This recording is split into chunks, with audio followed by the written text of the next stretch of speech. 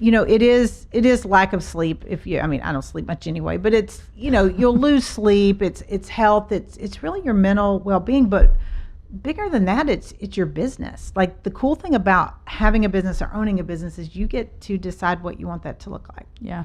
And if it doesn't look the way you want it to look, make some changes. Yeah. Yeah.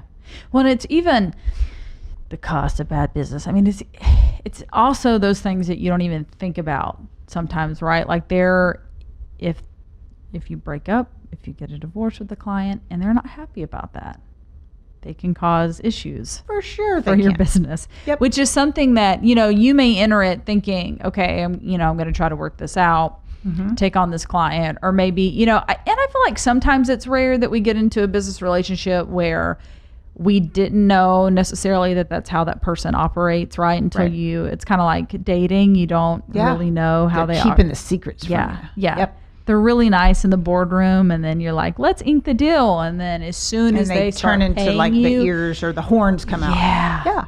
Those can be like, if you get caught up in that, it could be an ugly divorce. I mean, that's just a really good analogy. A lot of divorces are ugly, Yeah. whether business or otherwise.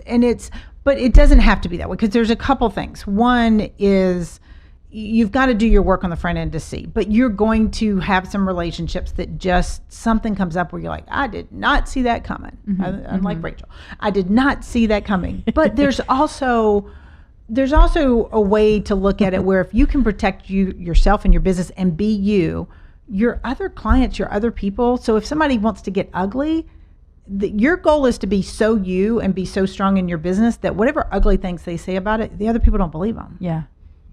So it's like, anybody can say good. whatever they want. You just need to make sure that your clients and your prospects and your persona out in the marketplace is so strong that people are like, I heard that, but I don't believe that. Yeah. And we do that. We all have opinions about people and brands and businesses. Oh, for sure. And you'll hear it about somebody, you're like, yeah, there's no way that happened. Yeah. That's what you want. Yeah. And what's funny is other clients will come to your defenses. I remember one time, this was years ago, I had written, this had to have been at least a decade, but it still stands out. I'd written something and somebody commented on it and didn't like what it was, like a blog post or something.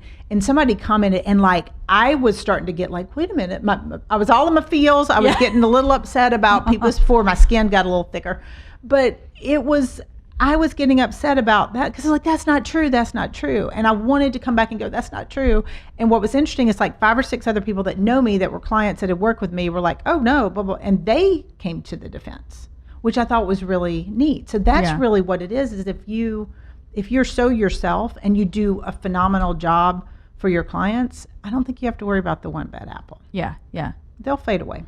I also think that speaks to, we always talk about working ahead before you need something, right? Like my mind even went to, especially if you're like a service or product based business where you're focusing on getting good reviews as well, like building that up before someone goes on and there's we're in this cancel culture of, girl, don't get me started on the cancel culture. one thing goes wrong, there's one tiny misconception, and a lot of times it might be because like somebody didn't even read the directions correctly or something like that.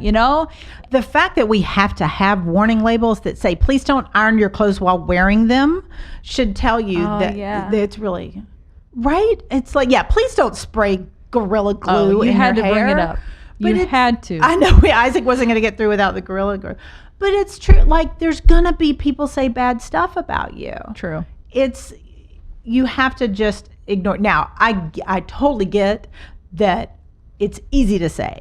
And I'm the first one that'll be like tough on the exterior, that I'm going home and like, did you see what they said? It hurts. For sure. It definitely hurts our feelings. It does. But this is where, and I talk about this a lot in the book, this is why knowing your people is important. Yeah. You can bash me all day long and I'll be like, whatever, not my fault, you're stupid. But it's, if my people do that, then I would pay attention. So like if one of my closest friends or one of my good clients or things like that, if they were to say, Kristin, you did this bad, or, she's not good to do business with, that would upset me. But I think for the masses, you've got to let it go if they're not somebody that knows you. Yeah.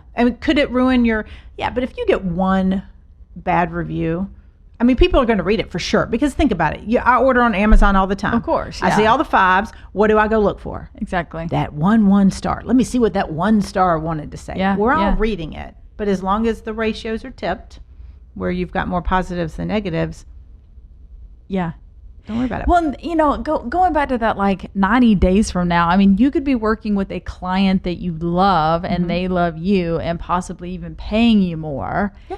And you made time for them by, you know, letting go of the riffraff. Yes. Because here's the thing, if you're spending, it's not just time. Like, let's say a bad client takes you, you're spending 2 hours a week on work you're doing for a bad client. Well, then you're spending another hour being mad about it. You're spending another hour complaining to, you know, your husband, your best friend, your children or whatever about how awful this client is. So that 2 hours of work is now 4 or 5 hours. It's not worth it. 100%. It's not worth it. Okay.